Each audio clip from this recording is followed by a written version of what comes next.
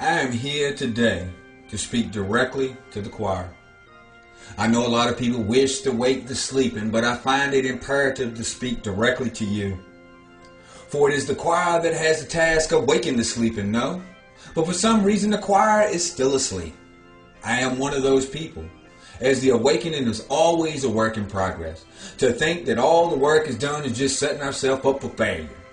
We speak on one cause, but are separated by the boundaries set up by the same establishment that we stand against.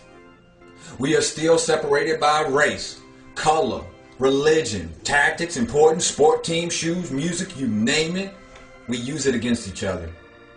So how are we supposed to tell the rest of the world how it should live, what it should do, how it should view things, how it should feel, when we ourselves can't get it together with our common cause? Doesn't this always seem to be the case in everything? We have learned everything that can be learned. No one can tell us anything to change our mind. We have all the answers and all the wisdom. But if this is so, why can't we get it together? Where is that ultimate solution that's for all? Do you think for a minute that the same elite that we talk about isn't laughing at our separation, our division? That they feel threatened at all? That they're even sweating us? We do all of the work for them. Their efforts and their end game are at a minimum. Everything is going exactly as planned. It's on cruise control. We make it so easy for them to do their thing. And until we ourselves wake up to the fact that we are all different, with different gods or not, different colors, likes, dislikes, we will perpetuate their message and their goals. This has been their biggest weapon against us. And we just go along for the ride thinking we something special. We are enlightened. But guess what? Everyone thinks that deep down, especially them. So we could do the same old run around in our cause, our revolution, whatever you wish to call it. Or we could do something different by putting all of those differences aside to realize that a real solution must encompass many, not just one. Many kinds, not just one kind. Many faces, not just one face. Now, doesn't this sound like the logical next step? Isn't this long overdue? Don't you want to progress in our cause? I mean, people ask me all the time, what can I do to change the channel? Or it's, how can we do anything against them? They're so powerful. Well, we give them that power openly, even the choir does. You want change? Change how you view the world. And stop viewing it in the same way that they want us to. That would be a large step in the right direction. That's what I think we need. Stop your normal reaction that you have towards people. Stop, think, then reply. Be smart about it. The time of the novice era is over. Let's take it to the next level, starting in ourselves. I'm ChangeDaChannel. This is a message to the choir. Catch y'all next time, and I'm out. Hi, I'm Kenneth Webb, or as you know me, ChangeDaChannel. And I want to start off by saying thanks for your support. All the kind comments, all the shared information. I mean, it's just been off the hinges. Also wanted you to know that any and all proceeds that I get from this DVD, DVDs in the future, or any revenue that I get from YouTube or Spy Witness News goes directly into the cause. In the last year, I've been able to pay for a nice server host for SpyWitnessNews.org, a cool condenser microphone, tripods, boom stands, XLR cables, terabyte external hard drives for storage. I just got a multi-DVD burner so I can start putting out DVDs, as well as making copies of other documentaries, and handing them out. Now, I don't tell you this for any other reason, but, just to share with you what I do and how I'm doing and where I'm at in this battle. I'm just an artist, musician, activist, trying to use anything available to spread truth and expose those casts that are plotting against us. I mean, using YouTube has been a large factor in doing that. I mean, being able to reach people, all over the world. I mean, it opened up a lot of doorways. It's a nice addition to the underground network, no doubt. I mean, which used to be you was on the street passing out zines and handing out your DVDs or your tapes, or whatever. I mean, you still need to do that, no doubt about it. But the internet, it's a good addition. Now, I was living off the grid last year, and had a lot of peaceful time to come up with new ideas for shows. And as far as shows go, the way I see a show is just a different format to spread the information. Now, it has generally been spawned by comments, my ideas for stuff, and all of that. You know, especially these hater cats. They'll take 2-hour documentary and only watch the intro, even if that much. You know, maybe just read the title before they think they have debunked the whole thing. And after observing this for a while on the Obama Deception last year, Alex Jones's film, I decided to do a show about conspiracies and events, you know, that are well documented and provable. Now, present a few facts and see how the debunkers react. Now, I'm no professional video guy, so you'll notice quality irregularities, audio fluctuations, or me just, you know, doing a bunch of effect filters too much or something like that. It's always a work in progress, and you'll notice the improvement in it all, you know, as the season goes by, because, you know, I'm learning, buying new gear and all of that. So let's check out the first episode, and then we'll have a chat after. Change the channel, and this is my new show called DebunkThis. This is a show mainly for you debunkers out there that are always saying that us tinfoil hat wearers, as you like to refer to us as, never present any evidence, and we just whack job conspiracy nuts for believing such things. Now come on, man, you gotta admit, everyone believes in conspiracies, whether you believe 19 hijackers conspired the attacks on 9/11, or you believe it was an inside job. So let's just stick to the definition. Now, what I'm going to be doing on this show is presenting a couple of pieces of evidence of events that happened throughout our history that point to conspiracy. And yes, each one has agreed that a conspiracy existed no matter what side of the fence you sit on.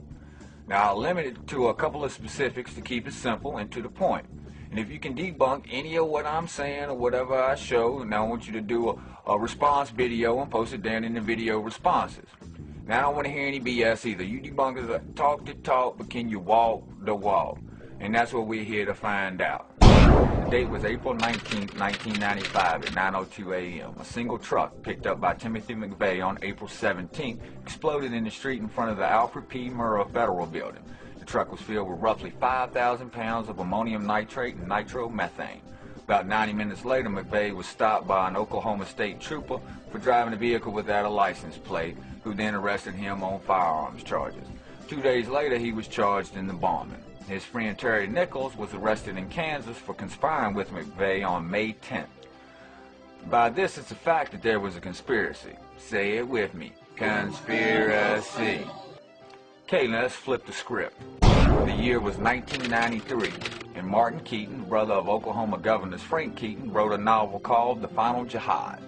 Now, in this book, a man named Tom McVeigh bombs the Oklahoma City building. The news channel has learned of another strange development. Apparently, before the bombing, Governor Frank Keating's brother, Mark, had been working on a novel about a terrorist bombing in Oklahoma City. Stranger still, one of the characters in the novel was named Thomas McVeigh. And on top of that, he dedicated his book to the Knights of the Secret Circle.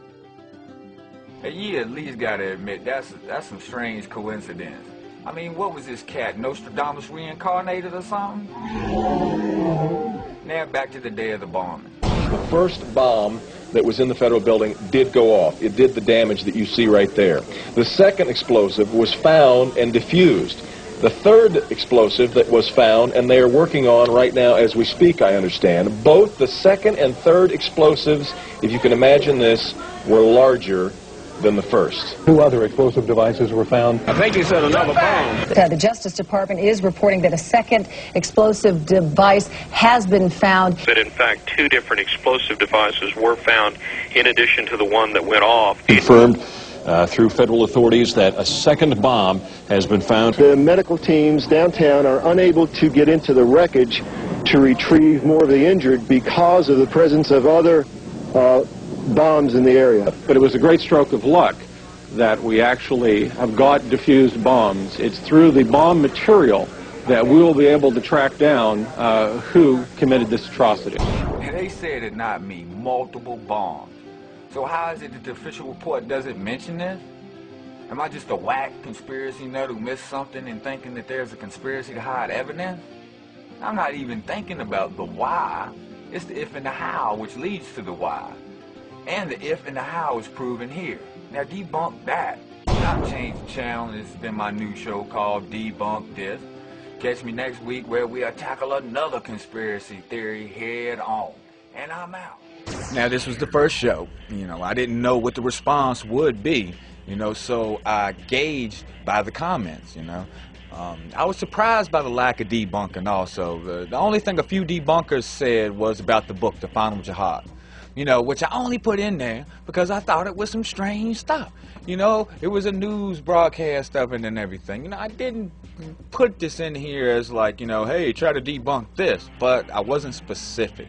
I'm going to learn the lesson from it, One guy was supposed he had a copy of the book and he was going to, send it to me and let me see that there wasn't, or show me some copies or something anyway, but he never sent anything, and the rest of the video was never debunked. I did learn from that though, not anymore will I go in there and not be specific that I thought this was strange, because I didn't say that, but that's what I was thinking. But anyway, learning progress. And the next one popped out of the list of episodes, ideas that I had at a list, and I had been collecting from comments, from the first episode.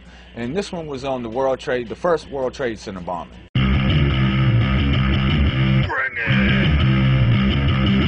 I changed the channel, and this is Debunk This. Now, if you're a new subscriber out there, I'll put a short summary over in the description area so you can check out and see what the show's all about. I also suggest you to watch the first episode, and this is the second episode, and I'm just going to jump right on in. The date was February 26, 1993, when a car bomb was detonated below the North Tower of the World Trade Center in New York City. The 1,500-pound bomb was intended to knock down the North Tower, Tower 1, into the South Tower, Tower 2, bringing down both towers and killing thousands of people. It failed to do so, but did kill 6 people and injured 1,042. And that was the official story. Now let's flip the script and go a little bit ahead in time to October. Last winter, the FBI was praised for its speed in cracking the case of the World Trade Center bombing and bringing 4 suspects to trial. Now, there is some evidence that the FBI may have known of the plot in advance through an informant and might even have stopped the bombing that killed 6 people. Correspondent Jacqueline Adams has the story. FBI agents might have been able to prevent last February's deadly explosion at New York's World Trade Center. They discussed secretly substituting harmless powder for the explosives, but they didn't, according to the FBI's own informant, Imad Salem. Unbeknownst to the FBI at the time, Salem recorded many of his conversations with his handlers. I'm holding 903 pages of draft transcripts. Kunstler confirmed newspaper reports of the Salem transcripts. In one, Salem complains to an FBI agent, "Since the bomb went off, I feel terrible. I feel bad. I feel here is people who don't listen." The agent replies, "Hey, I mean, it wasn't like you didn't try and I didn't try. You can't force people to do the right thing." Man, see? That's what I'm talking about here. That's what I'm talking about here. People don't see these things. All right, now, on October 28, 1993, in the New York Times, the headline read, "Tapes depict proposal to thwart bomb used in Trade Center blast." Okay. Law enforcement officials were told that terrorists were building a bomb that was eventually used to blow up the World Trade Center, and they planned to thwart the plotters by secretly substituting harmless powder for the explosives. Now, the informer was to have helped the plotters build the bomb, supply the fake powder, but the plan was called off by the FBI supervisor, who had other ideas about how to use the informer, Ahmad A. Salam. Now, man, I'm telling you, this is a conspiracy. Period. Say it with me. Conspiracy. Now, all you debunkers out there are always talking that flim-flam about how us tinfoil hat wearing cats, we're crazy. But, with things like this, how can you think we're crazy? Do you read these things? Do you keep up with these things? Do you think that this is just made up? Come on. Now, what I want you to do is debunk this. Anyhow, this has been Debunk This. Catch me next week while I tackle another conspiracy. I'm changed the channel, and I'm out. Now, this episode was re-edited. So, the quality isn't as bad as the one that was on YouTube. You know, I only had the clip of me just talking through with no graphics or anything like that. So the quality is better than that one, and because I only learned, you know, really good compression settings for videos over the last 6 months. You know, so as I say, it's always a work in progress as far as, you know, the quality of the videos and stuff like that. But anyhow, I realized after this episode right here that you know, I use a lot of evidence from newspapers or news footage and stuff like that, you know, and I always try to put myself, you know, and think like a debunker, you know, any excuse they'll come up with not to believe, you know, and I was thinking that they would just probably eat this episode up because it was just basically off of that, and but I was wrong, you know, another one with no debunking. And I did learn from this one, you know, as far as in presentation is what I was thinking in this one. I needed more links to declassified files, you know, for the grid, you know, and then use media for a secondary that's, you know, is supported by the documents. Now, the next episode called the most flack. Oh, man, this thing caught the most flack. Let's check it out. Change the channel, and this is DebunkThis. Now, for my new subscribers out there, check out the description for more details about what the show is about.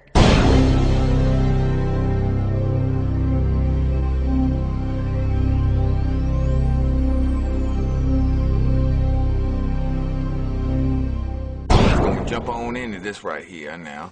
And there's a lot of people out there who still believe that there isn't anything wrong with fluoride. Now, I know you've seen the spam out there from the fluoride dude and stuff like that, spamming up about fluoride's bad, and people are like, well, they don't want to even put, Change the Channel don't even put fluoride in drinking water anymore. Now, I only knew a little bit about this myself before the episode. You know, I did some research, you know, and now I know there's no doubt. There's no doubt. I mean, it's factual. It's in the chemistry. It's in the periodic table. I mean, seriously, what's going on here? And I really want you to debunk this so I can feel safer that I haven't been poisoned or something like that. So let's first look at toothpaste, all right? You know, your toothpaste. If you got it out there, you know, and I want you to look on the back of the label right now. We're going to start with this. We got the Rembrandt. Get it on in there. Rembrandt toothpaste. Let's see what it says on the back. Warning, keep out of reach of children under 6 years of age.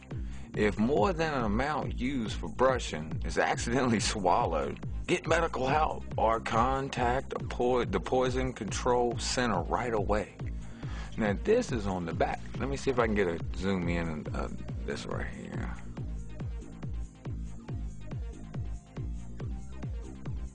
Now, what I really want to know is what exactly is the amount used, because they said more than used for brushing. Now, you know, I mean, I don't know, but like me, I use a certain amount on my toothbrush. You use a certain amount on yours, right?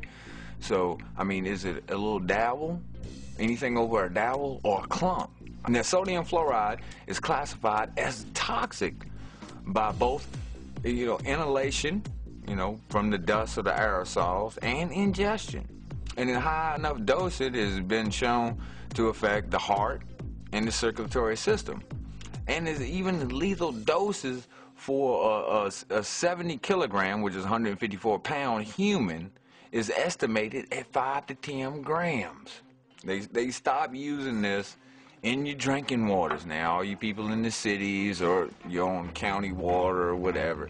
They stopped using this to fluoridate the water. Now, what they started using was hexafluorosilicic acid, and that's what they put in the water now. Now, here's what this is. It's also commonly used to water fluoridation in several countries, including the United States, Great Britain, and Ireland.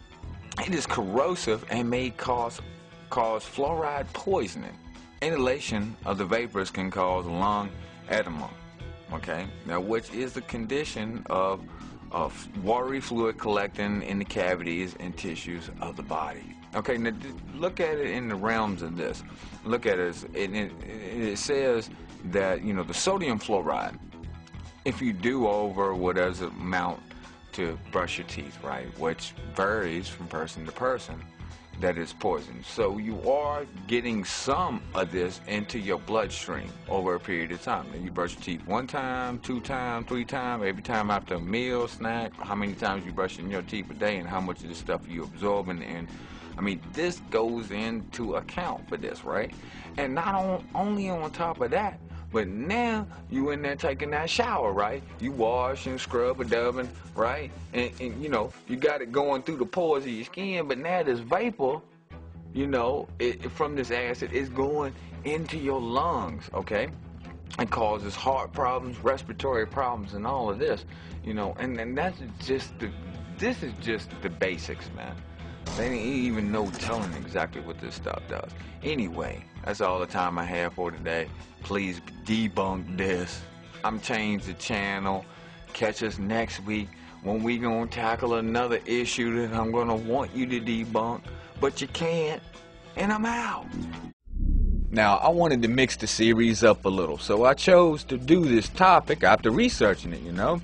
It was added to the list because of, you know, there was a guy who went around, and he was going around to the first 2 episodes of DebunkThis, and it was called the Fluoride Guy. That was his name. He's putting all that over there, and that kind of pushed me. It was something different and something to put in the mix and everything. But the buzzers was out for this one. The first thing they were all over was me smoking a cigarette and drinking a beer. I know. I wasn't thinking, you know. I totally was not thinking. I was just kicked back, you know. I'm off drinking the beer, having a cigarette, shooting the video, you know. But that was a lesson, though, that you can't let these denials have any excuse. I mean, that's the whole purpose of the show, you know. The second stringers came in about the information itself with all sorts of metaphors to explain their madness, talking about, you know, well, if you eat a lot of salt, a pound of salt or something, that'll kill you too, you know, or something like that, you know, started going crazy with that. And I mean, seriously, I just stated the facts, you know, I just showed the facts. But they really tried on that one, but still, you know, they really couldn't debunk any of the facts. I mean, if it says it on the back of the toothpaste canister, you know, that it's poison, I mean, then in period, it's poison. You know, it says if you swallow more than a normal usage of toothpaste, man, call the Poison Control Center. Now, coupled with shower inhalation and all the other factors presented, I mean, on a daily basis, I mean, and to think it's not having an effect. These cats were right on pointing out the cigarette, you know, really they did, because for one reason. That's just another of the same thing. The first one don't get you. You can't smoke a pack and it's gonna kill you. It gets you slowly over time. Now, the next episode was all more about poisoning, you know, that at a bare minimum there was a conspiracy to cover up the information that people were poisoned, or, you know, whatever, which leads to deaths. I mean, you know, so let's check this one out.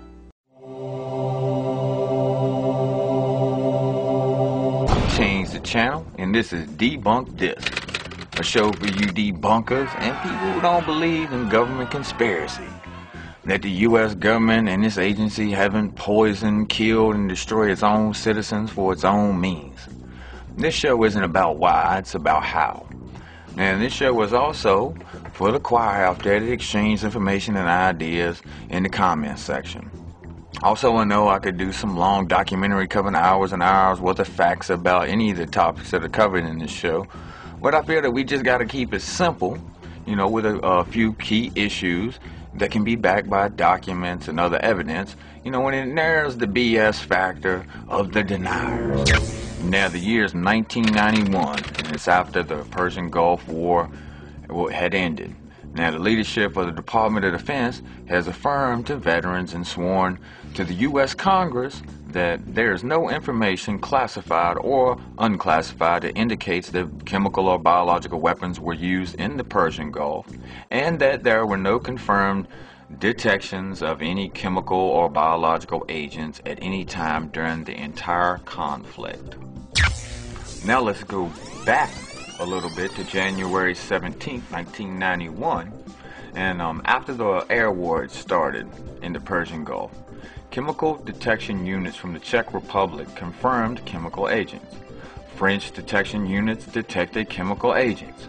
Chemical specialists from the British Army detected chemical agents, and both the Czech and the French forces reported detections immediately to the U.S. forces. Even the U.S. Army forces detected, confirmed, and reported chemical agents, as well as U.S. soldiers were even awarded medals for detecting chemical agents.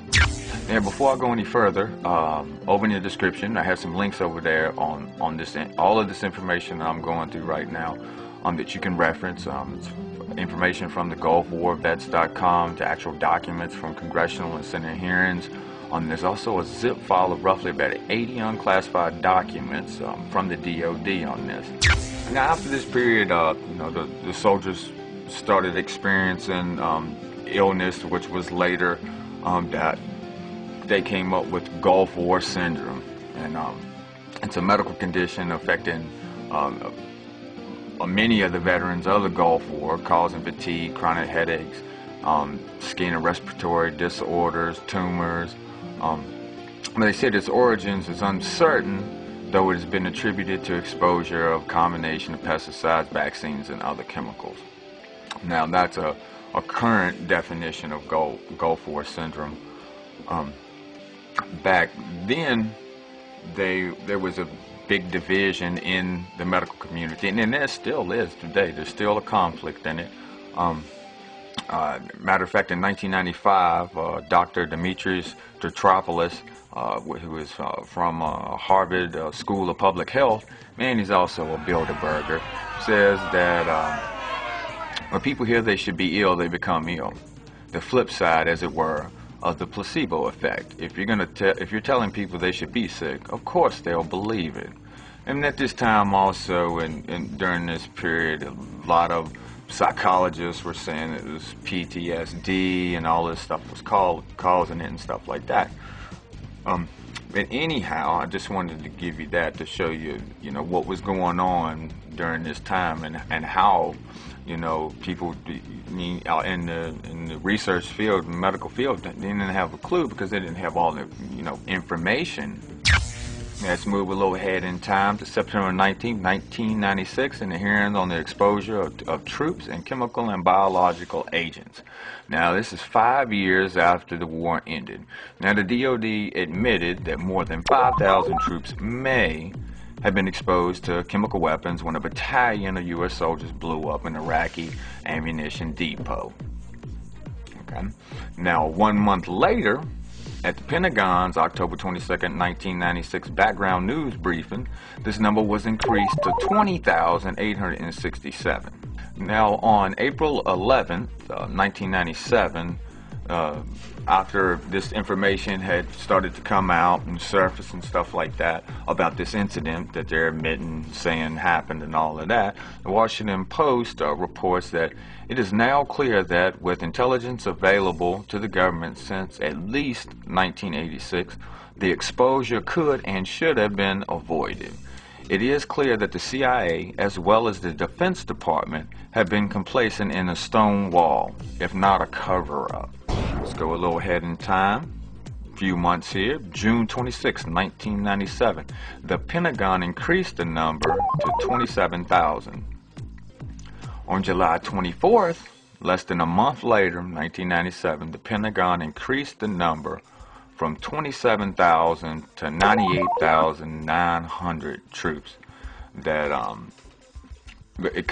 may have been exposed to a path of a plume of nerve gas unleashed when the U.S. combat engineers blew up that ammunition depot in southern Iraq in March 1991, shortly after the war.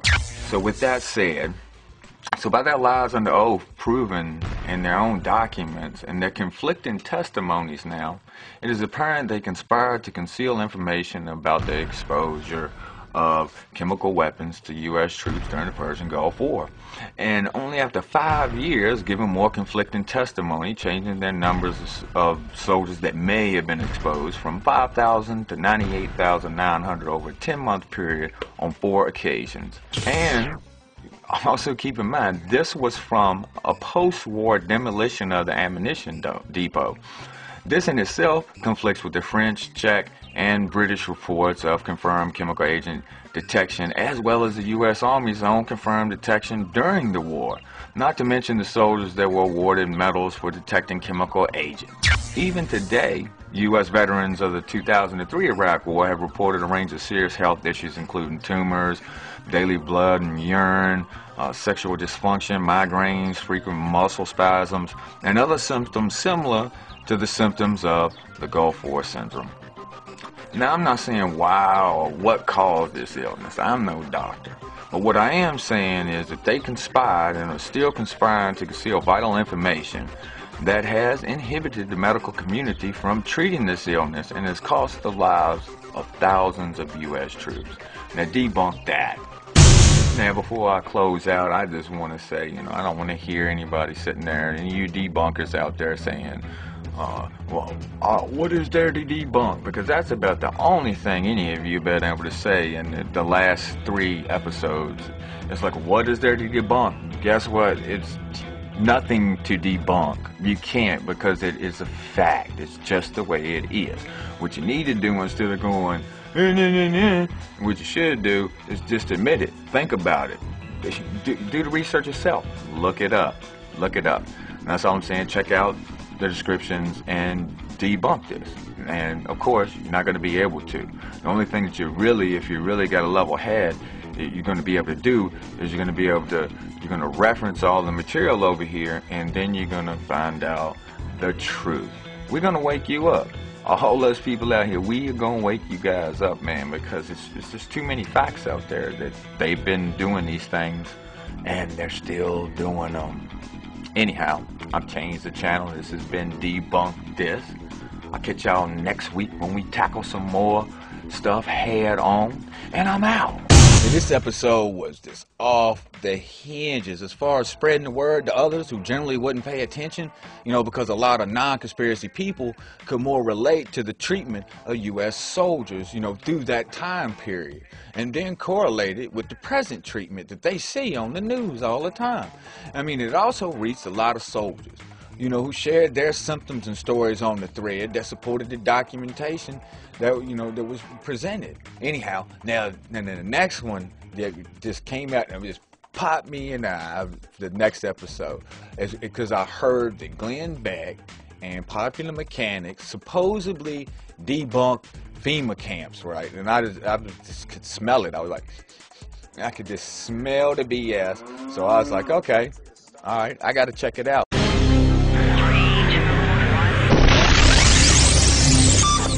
Change the channel, and this is DebunkThis. Now, for my new subscribers out there, DebunkThis is a show for debunkers to do their thing.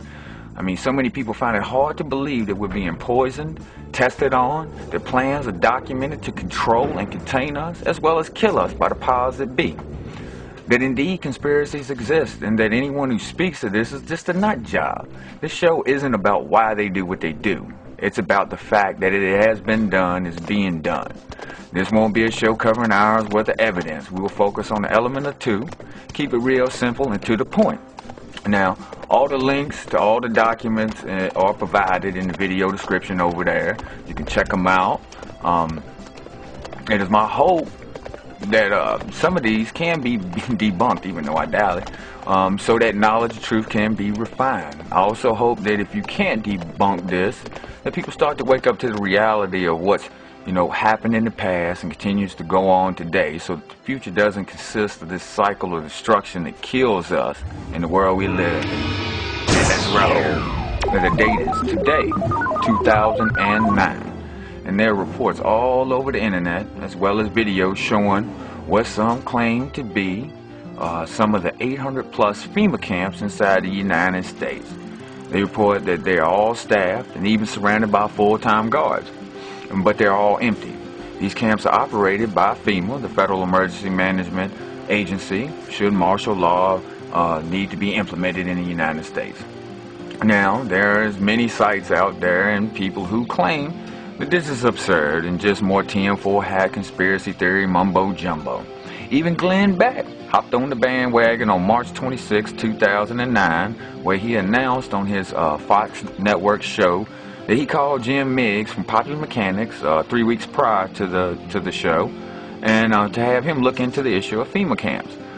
Beck then attacked the credibility of the internet by turning to Miggs, who states that Popular Mechanics had assigned one of their reporters to the issue. Man, Popular Mechanics, man.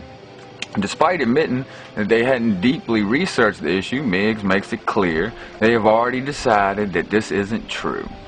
Well, Mr. Beck and Miggs of Popular Mechanics, I'm just not going to take your word for it. I think we'll look it up for ourselves.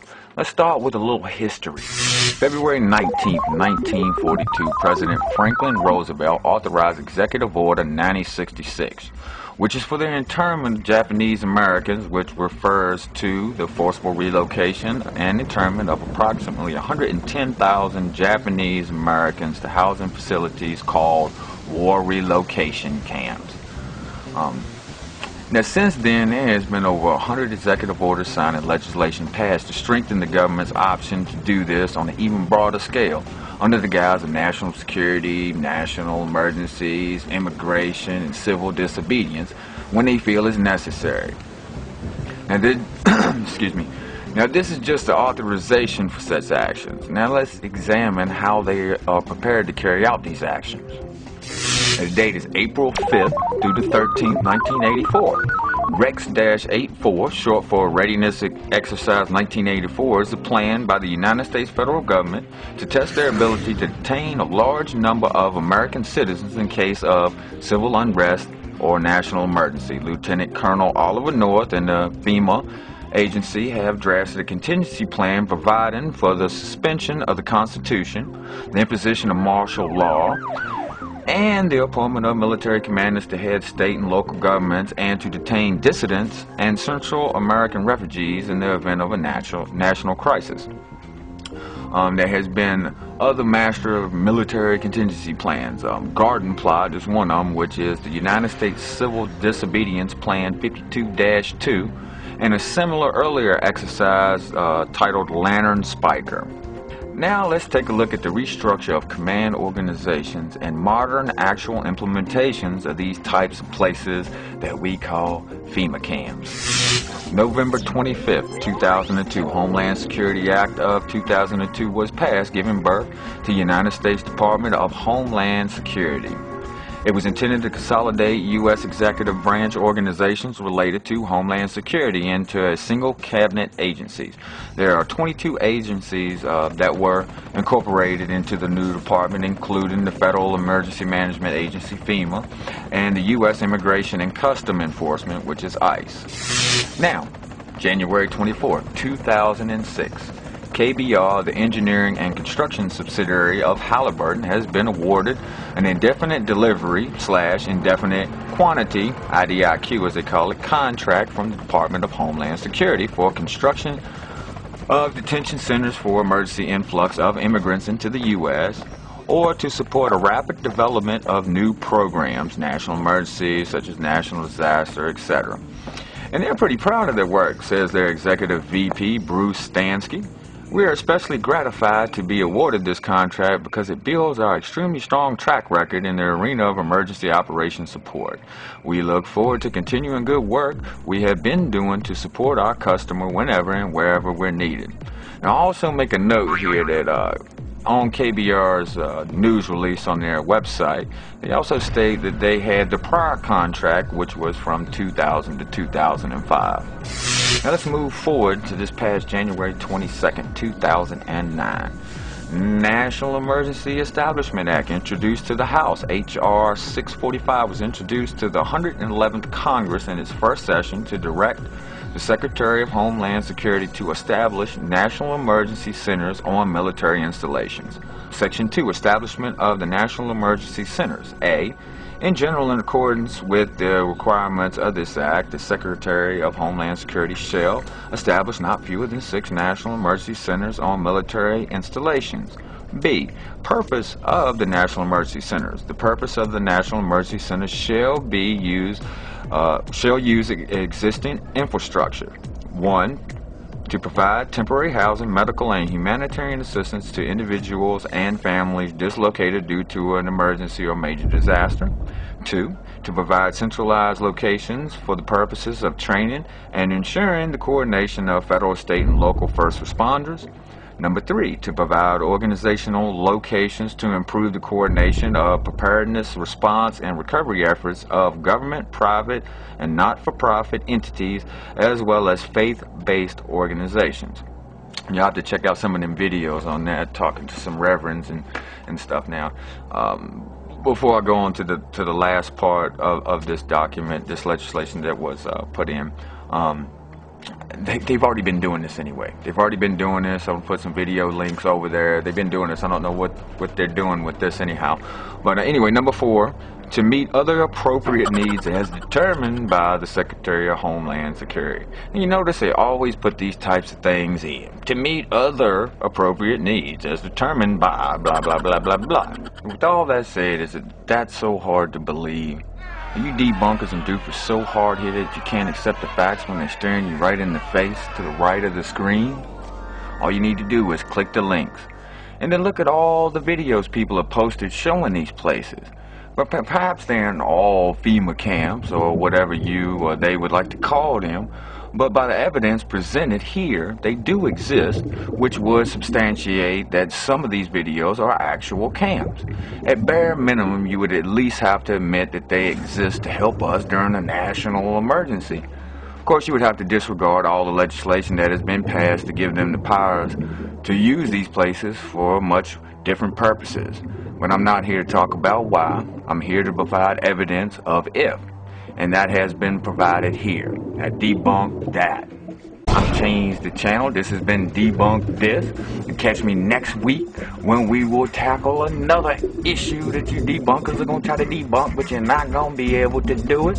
I'll catch you tomorrow night, Sunday, on Spy Witness News TV. I'm ChangeDaChannel, and I'm out. So I did a lot of research on this one, trying to find things, like that I heard about, like the trains, with the shackles and stuff like that. I found the one everyone was talking about, but I couldn't prove that was definitely its purpose, it's like everyone's saying. So I couldn't, things like that have made me leave a lot of stuff out of these debunk shows, and that people will wonder why I didn't put it in. It's because, I'm really trying to keep it tight. I mean, there was plenty of documents on FEMA camps, from the past and legislation for them all the way up to the present. Now, the KBR website announcement sealed the deal. I mean, and on top of it, if little old me can find this stuff out, how is it Glenn Beck and Popular Mechanics, the debunkers of the 9/11 conspiracy theories, can't? Because they didn't try. And it's just another conspiracy to conceal the truth and information. Straight up. Now, after a break between shows, I kept researching a few different conspiracies and stuff like that. Now, I had been wanting to do one on the JFK assassination, but wanted something new, the newest up-to-date evidence, coupled with some things that we already know, Anyway, let's check it out.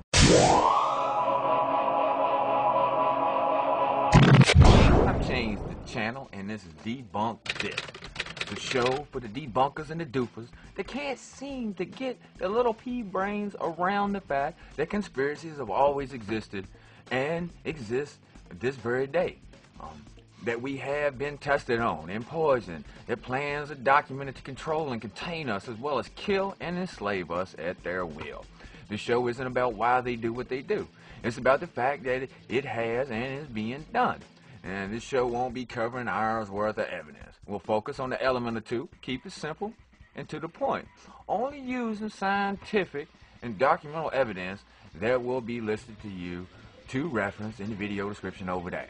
Today is Friday, November 22nd, 1963 in Dallas, Texas at 12:30 p.m. in Daley Plaza. John F. Kennedy, the 35th President of the United States, was fatally shot while riding with his wife in the presidential motorcade.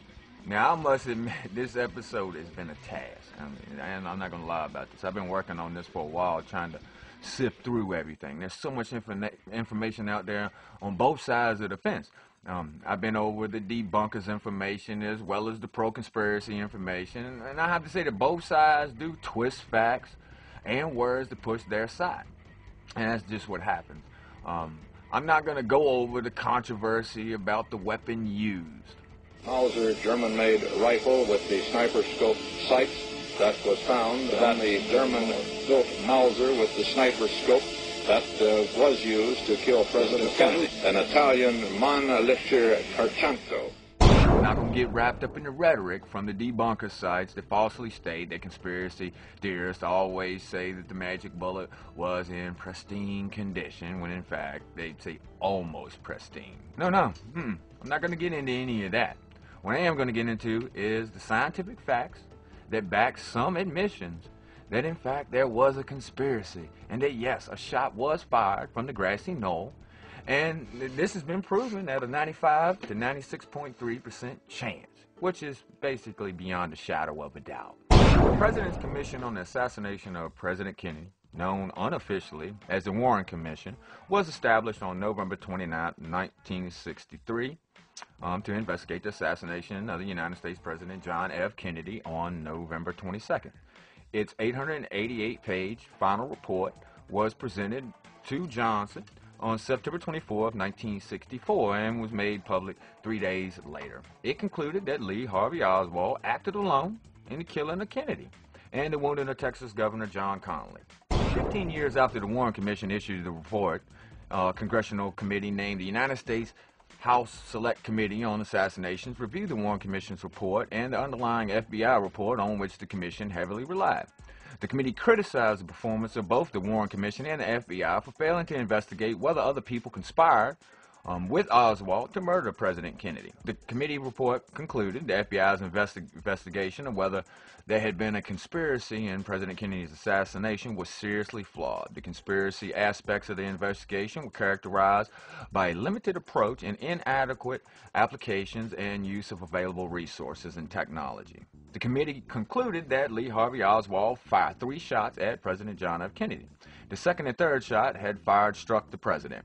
The third shot he fired killed him. The HSCA agreed with the single bullet theory, aka the magic bullet, but concluded that it occurred at a time during the assassination that differs from what the Warren Commission had theorized. They proposed that 4 shots had been fired during the assassination. Oswald fired the first, second, and fourth bullets, and that, based on acoustic evidence at the time, there was a high probability that an unnamed second assassin fired the third bullet, but missed from President Kennedy's front right from the location concealed behind the grassy knoll picket fence. G. Robert Blakey, attorney for the House Select Committee on Assassinations, told ABC News that the conclusion that a conspiracy existed in the assassination was established by both witness testimony and acoustic evidence. And this is also worth mentioning. Okay, now, this could go back and forth either way. You could think that this guy's statement's crazy or whatever, but I just thought it, that it was worth mentioning, okay? So you debunkers and dupers out there, don't fly off the handle with this like you got something to do, okay? All right. It's a confession of a guy named James Files in 1994. He admits that he was the guy in the grassy knoll, and by his statements and stuff and his confession to being the second shooter and everything, it does kind of go along with the story of the acoustics and the witnesses and everything. And here's what he said. When I got to the point where I thought it would be the last field of fire, I had zeroed in to the left side of the head. There that I had, because if I waited any longer, Mrs. Kennedy would have been in the line of fire, and I had been instructed for nothing to happen to her. And at that moment, I figured this was my last chance for a shot. He goes on to say that he's getting ready to shoot. Kennedy gets hit in the back of the head as he's pulling his trigger. He says it's about 1,000th of a second ahead of his shot, and he shot. And he said that he hit him from the front side of the head just as his head goes forward, which is this is pretty interesting. I mean, on a side note, from all the scientific evidence, I mean, we're looking at it now, I never even thought about that there was, you know, almost a simultaneous shot. When you look at it, his head does go forward for a moment, then back. Okay, which by the acoustics and this guy's confession, I mean, it's pretty bad. After the House Assassinations Committee made their report, the National Academy of Science subsequently disputed the evidence of the fourth shot containing the police audio of Dealey Plaza that day. The panel insisted it was simply random noise, perhaps static, recorded at a minute after the shooting while Kennedy's motorcade was en route to the hospital. Let's move forward in time to 2001 through 2006. The Britain's Forensic Science Society, Science and Justice, says that the NAS panel study was seriously flawed.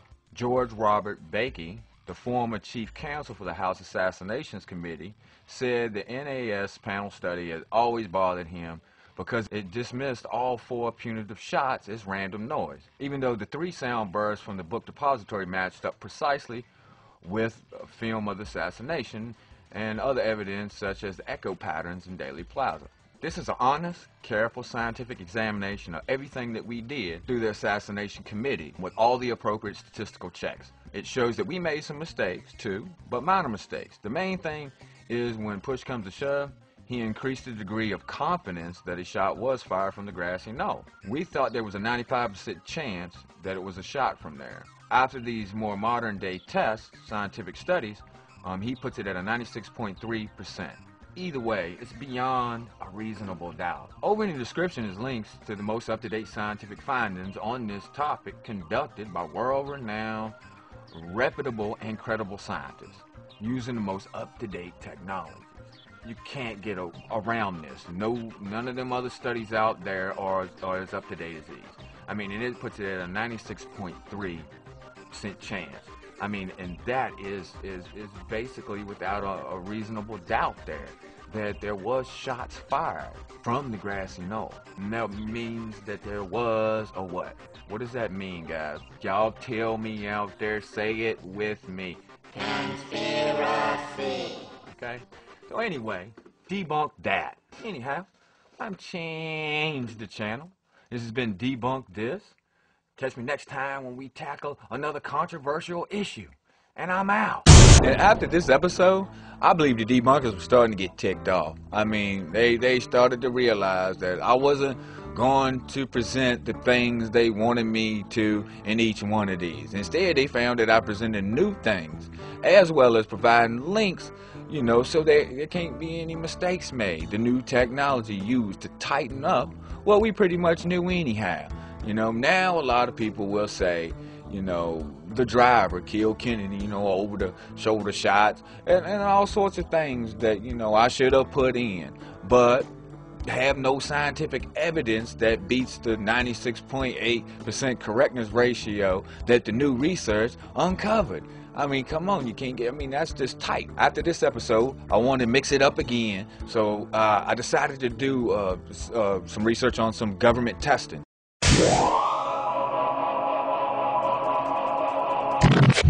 Change the channel and it's DebunkThis, a show for debunkers to do their thing, as well as for the choir to have a reference point.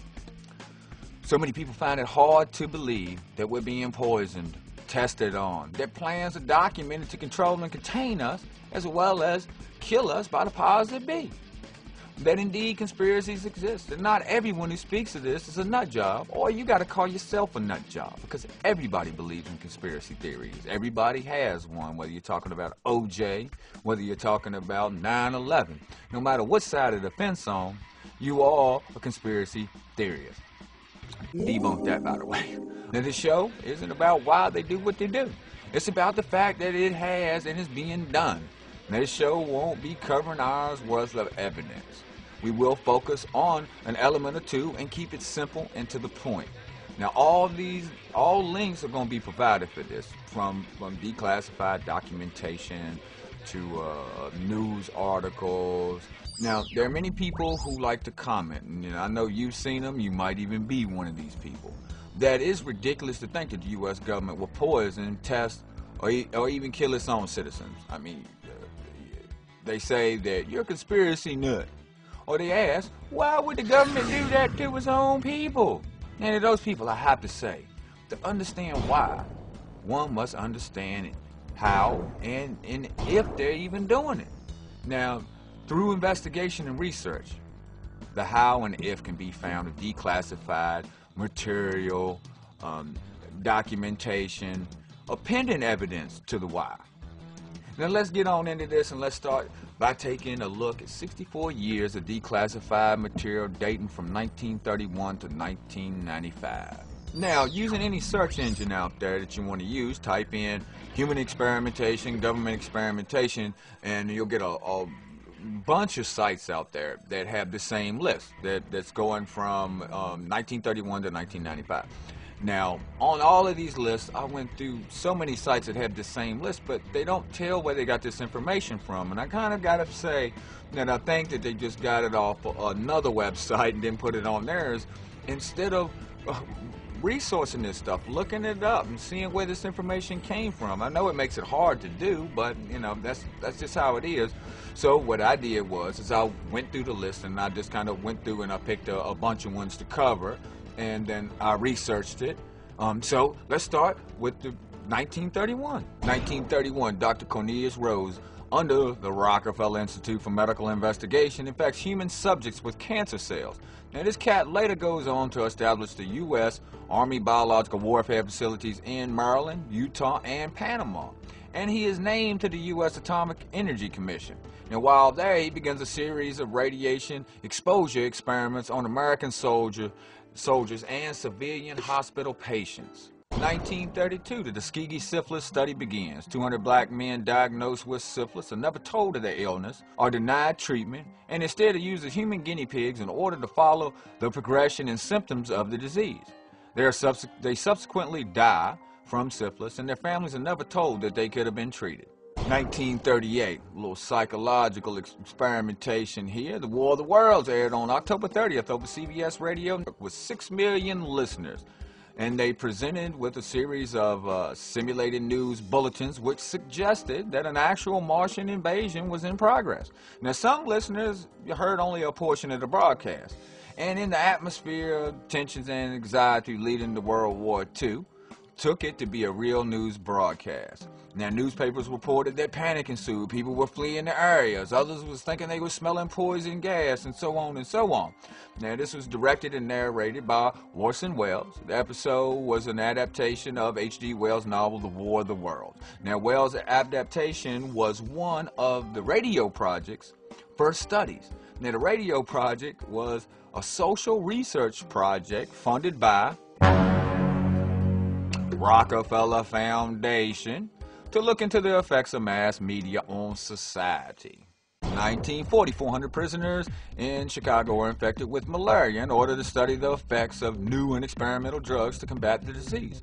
Nazi doctors, later on the trial in Nuremberg, cite this American study to defend their own actions during the Holocaust. 1942, Chemical Warfare Services began mustard gas experiments on approximately 4,000 servicemen. The experiments continued until 1945 and made use of the Seventh-day Adventists who chose to become human guinea pigs rather than serve on active duty. In 1969, Dr. Robert McMahon of the Department of Defense requests from Congress $10 million to develop, within 5 to 10 years, a synthetic biological agent to which no natural immunity exists. The very next year, 1970, funding for the synthetic biological agent is obtained under H.R. 15090. The project, under the supervision of the CIA, is carried out by the Special Operations Divisions at Fort Detrick, the Army's top secret biological weapons facility. Speculation is raised that molecular biological techniques are used to produce AIDS-like retroviruses. In 1990, more than 1,500 6-month-old black and Hispanic babies in Los Angeles are given an experimental measles vaccine that has never been licensed for use in the United States.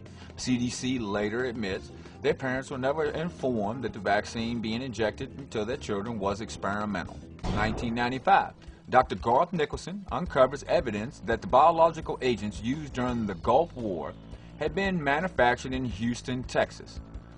and tested on prisoners at the Texas Department of Corrections. Now that the if and the how is concluded, in our exploration of just these, the why comes into focus.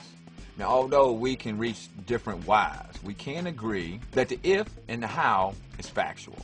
Now, why is something that we have to work on, but we're never going to reach it definitively unless we continue to explore the if and the how. So, to all the people out there that ask, why would the government do that to its own people? I have to answer, I'm not sure why, but they do. Now, debunk that.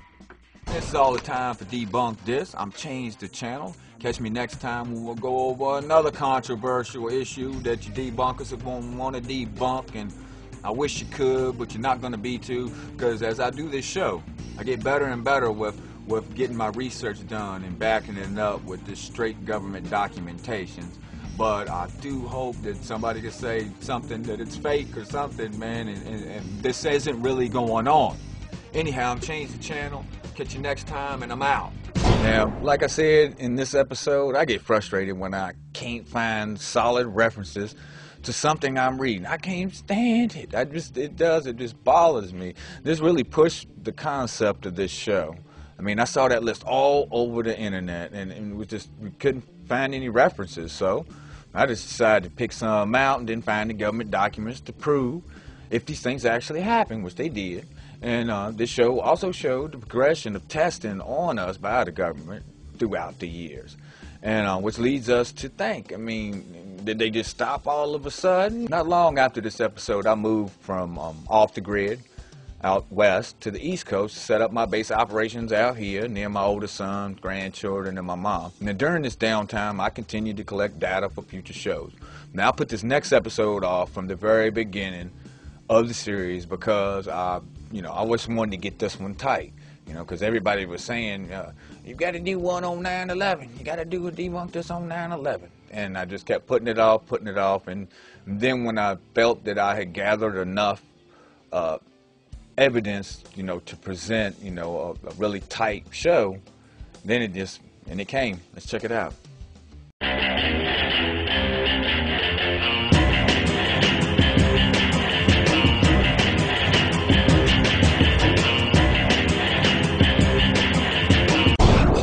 Channel, and this is DebunkThis, a show for debunkers to do their thing, as well as for the choir to have a reference point.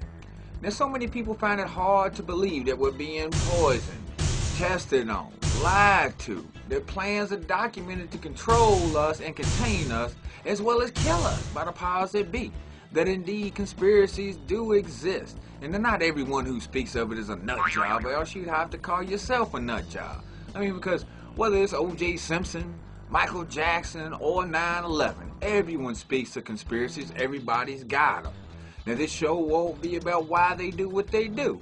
It's about the fact that it has and is being done. Now, this won't be a show covering hours worth of evidence either. We'll focus on the element or two and keep it simple and to the point. On November 27, 2002, the National Commission on Terrorist Attacks upon the United States, also known as the 9/11 Commission, was set up to prepare a full and complete account of the circumstances surrounding the September 11, 2001 attacks. The 9/11 Commission concluded that on September 11, 2001, there was a series of coordinated suicide attacks by Al-Qaeda upon the United States.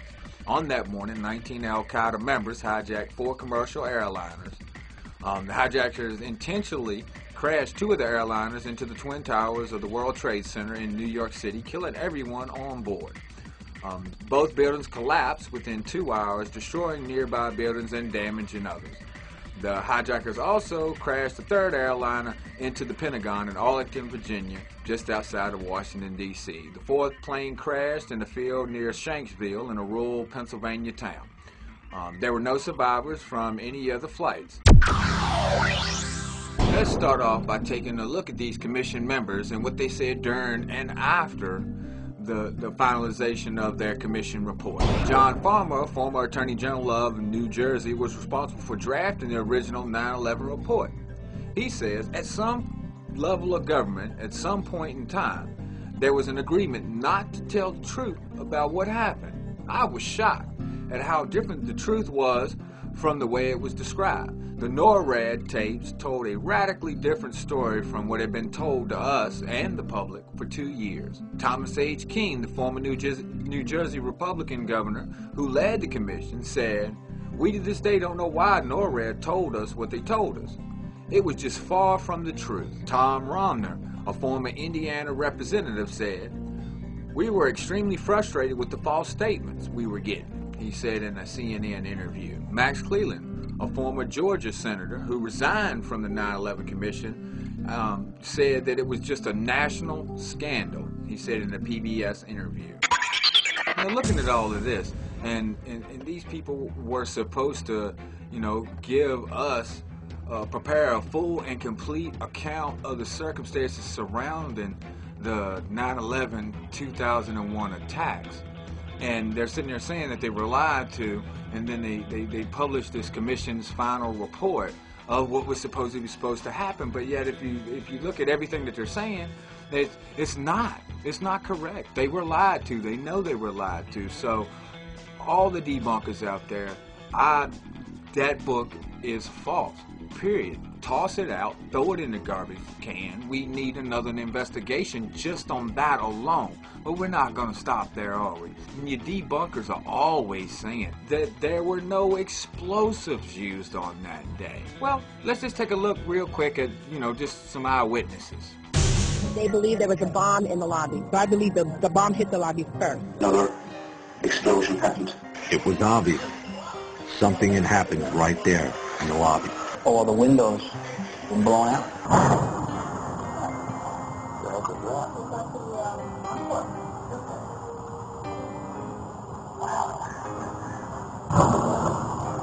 We started walking down the stairs and made it to the 8th floor.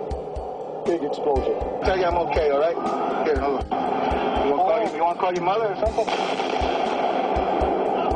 hear that? Keep your eye on that building. It's coming down. The building is about to blow up. Well, I guess they could have been confused, about what they were hearing. They didn't know what they were hearing. Well, how about what people were seeing? How about what people saw? How about let's just take not the average witness who was caught up in the craziness of that day. Let's take some of the professionals out there, and not what they thought they saw or what they thought they heard, but what they found. Let's check this out. Plane. It's of an airplane diving into New York City and exploding. I don't know what's in the truck. The truck is in between 6th and 7th on King Street. All right, 10-4, I'll send you in the bus right there for Westgate. With a mural paint, this airplane diving into New York blowing up. 2 men got out of the truck, ran away from it. We got those people under. That's good. Are you holding those 2 guys, Kate? I'm under. Let's get the music over here. Listen to that. Fucking beat the shit out of him. Fine. Alright, listen, you need any further on those 2 guys over there? You alright over there, Kate? Yeah, both suspects under, Kate. We have the suspects who drove in the van exploded. We have both of them under, Kate. Let's get some help over here. Now, I'm sending you here to shoot at. I just want to make sure you and your guys are alright over there, Kate. That's all. I don't know about you, but that seems pretty clear cut. A van blew up, and they caught people with a van full of explosives on that day. Now, this is not hearsay. These are the actual radio transmissions from that day. And I'm not going to get into theories on this show, as you know. I'm going to stick with the evidence that I just presented. And by the evidence I presented, the 9/11 Commission report is incorrect by their own admission. And that there were explosives used and found on that day. Now, debunk that.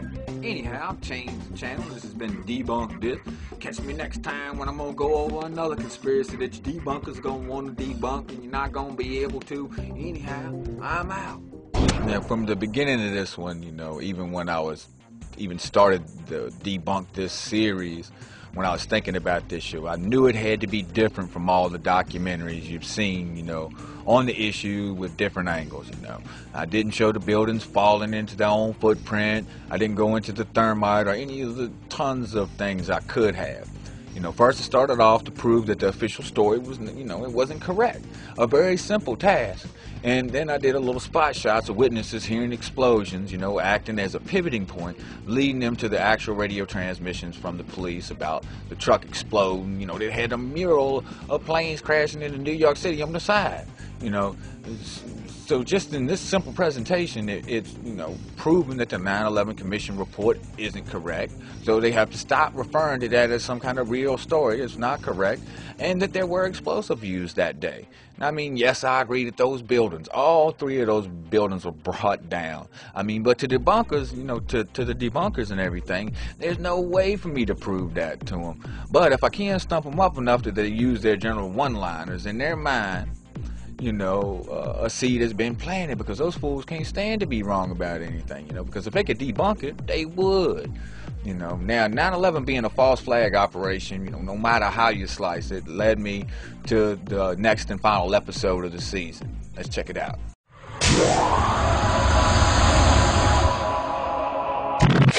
I'm ChangeDaChannel, and this is DebunkThis, a show for debunkers to do their thing, as well as for the choir to have a reference point.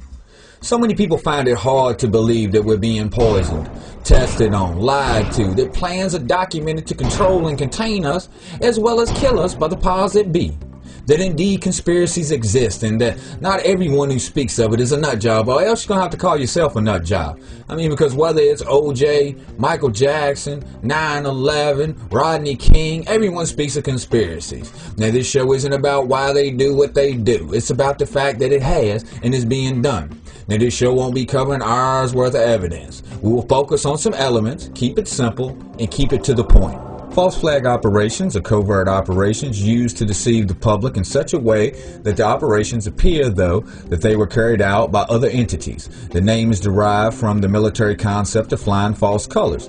That is, flying the flag of a country other than one's own. False flag operations are not limited to war and counterinsurgency operations, and do not have to be carried out by the ones who utilize it for their means. Now, I know we can go through an endless list of false flag operations, whether planned or events themselves being taken advantage of by the powers that be, but we're only going to go through a few to illustrate that this is something that has been going on and continue to go on in many facets of our existence today. I mean, whether it's a friend blaming you for something that they did, or governments blaming others for their actions, false flags are alive and well today.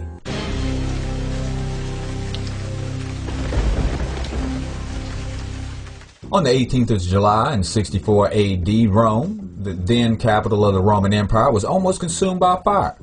This has become known as the Great Fire of Rome. Most historians blame Nero, the then emperor, for causing this blaze. The fire broke out in the merchant area of the city and burned for 6 days and 7 nights. Almost 70% of Rome was destroyed. Rumors arose which accused the emperor of ordering the torching. There was also speculation of him standing at the summit playing his lyre as flames devoured the world around him. These rumors were never confirmed. There are also reports of Nero rushing to Rome from his palace and running about the city all night without his guards, directing efforts to quell the blaze. These rumors did not stop, and Emperor Nero was looking for a scapegoat. Nero started spreading the word that a young religious cult, the Christians, had started the Great Fire. The citizens of Rome bought this lie. Peter was crucified upside down at his own request, and Paul was beheaded. Hundreds of others were fed to the lions and smeared with tar and set on fire to become human street lamps. Now, the fire had devastated a vast area of Rome, and this is where Nero built his palace, which he had plans for before the Great Fire. Now, one should not question whether Emperor Nero started the fire or not. His reaction was to blame the Christians, even though there was no evidence of them starting the fire. This is the first documented example of a false flag operation in history.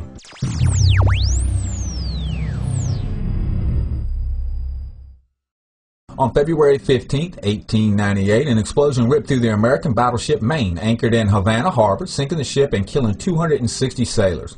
Americans responded with outrage, assuming that Spain, which controlled Cuba as a colony, had sunk the ship. The Hearst Press, owned by William Hearst, who was pushing for war, accused the Spanish, claiming that the explosion was caused by a remote-controlled mine. Immediately, the U.S. Navy conducted an investigation, and it concluded, indeed, that the Maine had been blown up by a mine. that. The Spanish, however, claimed that the explosion occurred from within the ship due to faulty wiring. 2 months later, the slogan "Remember the Maine" carried the U.S. into war with Spain. Later investigations revealed that the explosion originated inside the Maine, and there was either an accident, such as a coal explosion, or some type of time bomb inside the battleship. Divers investigating the shipwreck found that the armor plates of the ship were blown bending outwards, not inwards. Just another example of reaction to blame other elements, even though there was no evidence of them doing the action, and as a matter of fact was found to be the opposite, which was almost certainly knew by the U.S. Navy.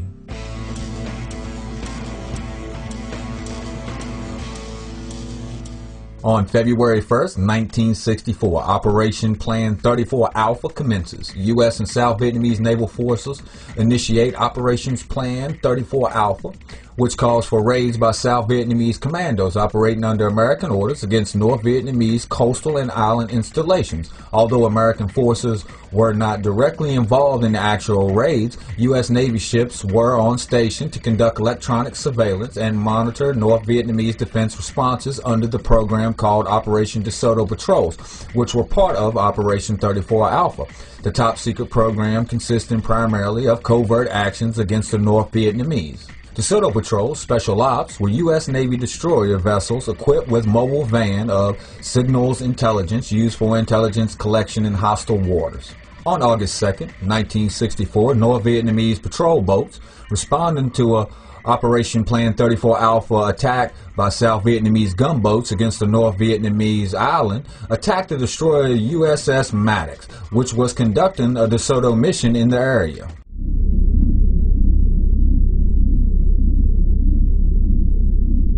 Call a group of 15, 20 people together from the Armed Services and Foreign Relations, tell them what happened. A good many of them are saying to me, right, I've been thinking about this myself, and I thought that they're going to start an investigation if you don't, and you got Dirksen up there, and he's saying you got to study it further and say to Mansfield, now the President wants us, you to get the proper people, and we come in, and you say they fired at us. We responded immediately, and we took out one of their boats and put the other two running, and we're putting our boats right there, and we're not running on any. Started to destroy. That's right. Right. We're going to go, and I think I should also, or we should also, at that time, Mr. President, explain this Op Plan 34A, these covert operations. And there's no question but what that had bearing on it. And Friday night, as you probably know, we had 4 TP boats from Vietnam, manned by Vietnamese or other nationals, attacked 2 islands.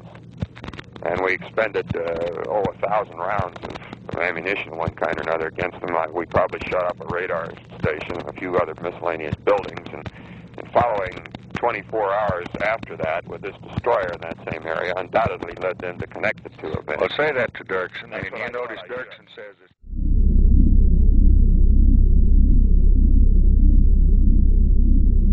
This ship is allegedly to be attacked tonight. We don't like to see a change in operations plan of this kind at this time. And we don't think it achieves any international purpose, so certainly no military purpose is served by it. Now, this is an action that we might well wish to consider after the second attack, but I think it would be inappropriate, General Wheeler agrees and Dean Rusk agrees, inappropriate to provide the task force commander that authority. There will be ample time for us after a second attack to bring this problem to your attention, and you can then decide how far you wish to.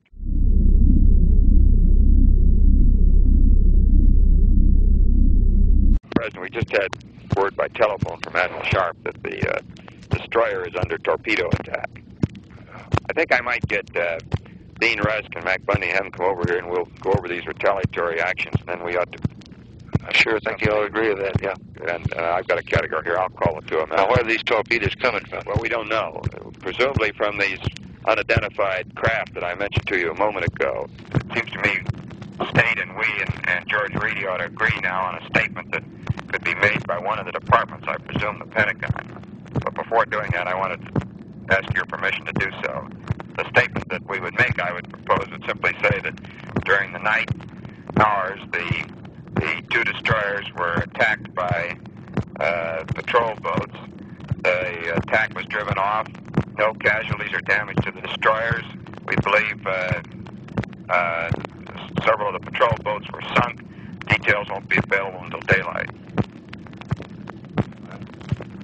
That's okay. All right, I just won't put that out. All right.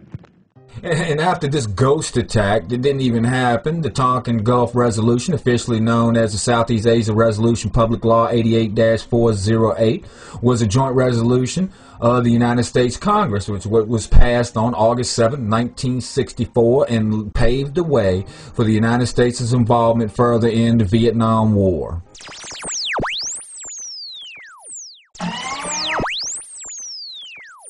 A memo of a 2-hour meeting between President Bush and Prime Minister Tony Blair at the White House on January 31, 2003, nearly 2 months before the invasion of Iraq, reveals that President Bush made it clear that the U.S. intended to invade Iraq, a sovereign nation, whether or not there was a second UN resolution, and even if UN inspectors found no evidence of banned Iraqi weapons programs.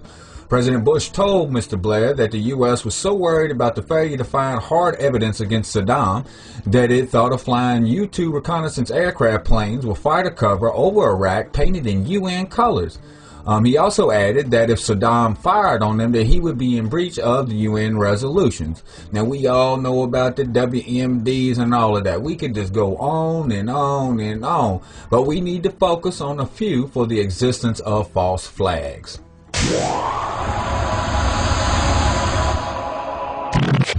Now, in conclusion, these things have been going on and continue to go on this very day. We see it on the TV all the time.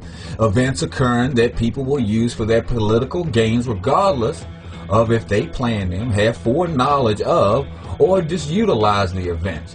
Most recent, I mean, we've had people pointing fingers at Obamacare opponents for attempted bombings. I mean, even though groups like the Pakistan Taliban take responsibility, it's all about pointing a finger and pushing the agenda. So to all the debunkers and the deniers out there who wonder where we come up with this stuff from, I just say, click the links. Click the links and see for yourself. Don't take my word for it. Now debunk that. Anyhow, this has been Debunk This. I'm ChangeDaChannel. I'll catch y'all next time, and I'm out. I had that microphone, my new mic in there, so the audio changes in there. Big difference. Now I just started that episode by going through some history and bringing it up to the present, keeping it real and keeping it on target. Showing that these false flags have been going on and still go on today. To show the facts, because these denials always act shocked and dumbfounded and scratching their head, going, dude, where do you crazy people come up with this stuff from? It's just like it's crazy. We got to keep them on their toes. It's the only way we're gonna wake them up. Now, I just wanted to say thank you guys again for all your support for this show and all of my other shows as well.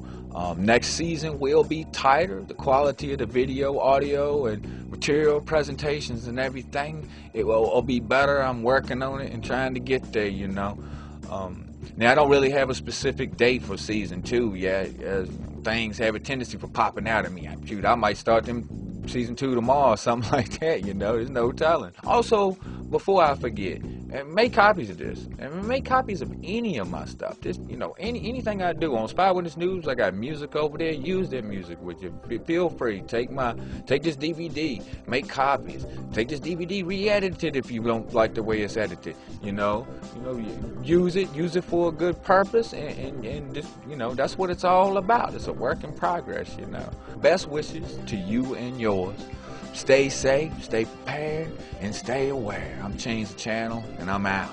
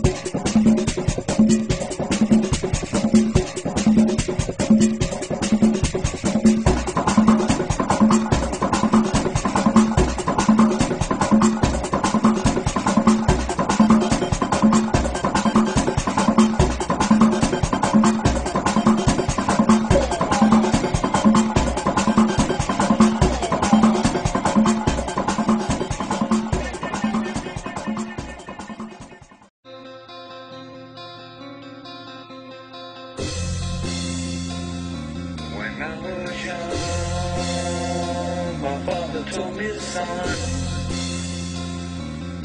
you're gonna fight many battles, but the war is never won. He said, all we need is a revolution, just like the good old days when we were young and we fought the system. Then we got old and we lost our way. Then we lost our way.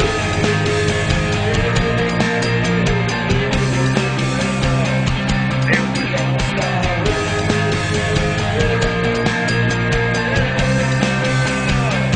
Then we lost our way.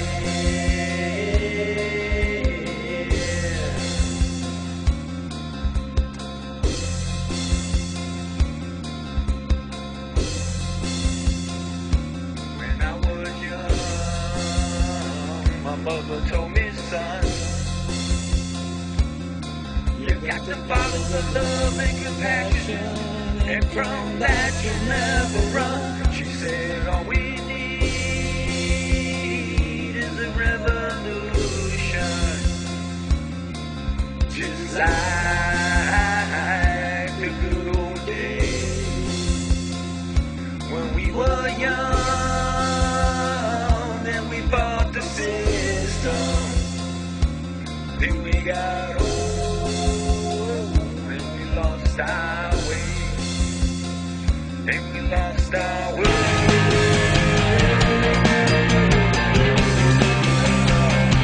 Then we lost our way.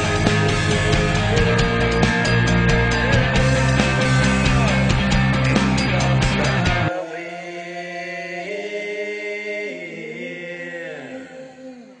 Smells like BS.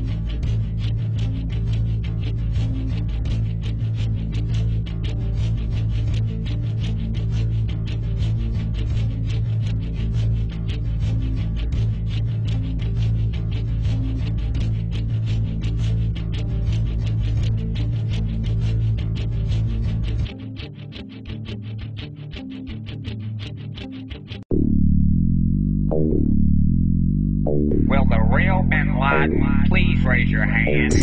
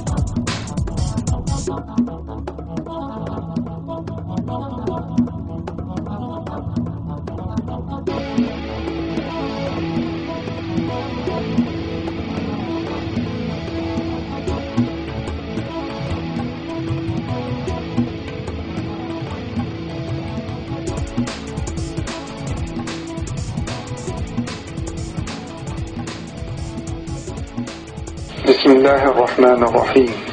بسم الله الرحمن الرحيم. رسالتي هذه حول أسرانا لديكم.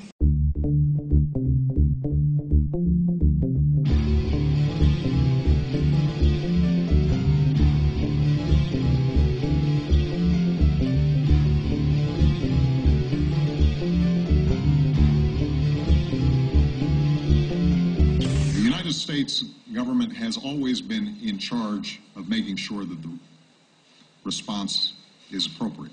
But make no mistake, BP is operating at our direction. Every key decision and action they take must be approved by us in advance. As we devise strategies to try and stop this leak, we're also relying on the brightest minds and most advanced technology in the world. We're relying on a team of scientists and engineers from our own national laboratories and from many other nations. A team led by our Energy Secretary and Nobel Prize-winning physicist, Stephen Chu.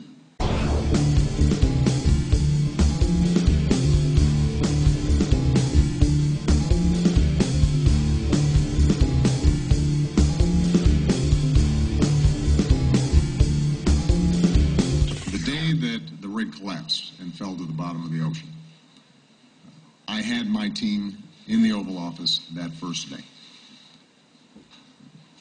Those who think that we were either slow on our response or lacked urgency don't know the facts. This has been our highest priority since this crisis occurred. And we understood from day one the potential enormity of this crisis and acted accordingly.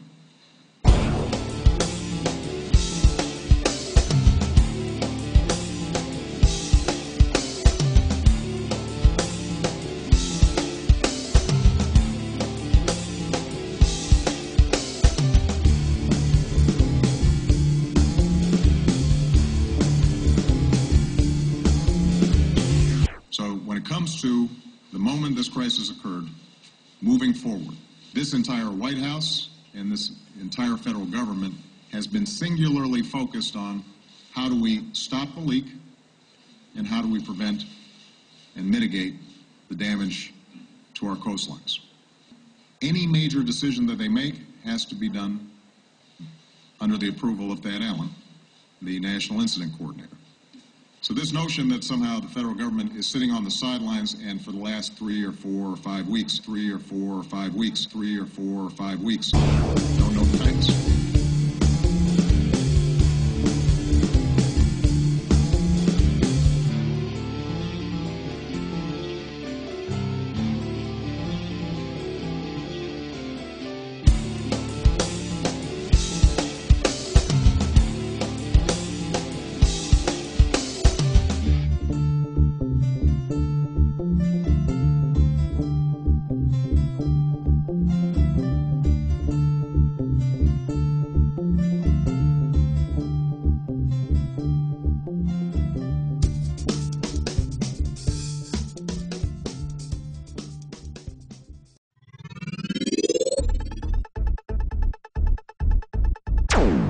the Channel, and this is Word Turd. Now, fear-mongering has got to be the word turd of the century. I mean, it's overused by anyone who wishes to discredit anything that goes against their political beliefs.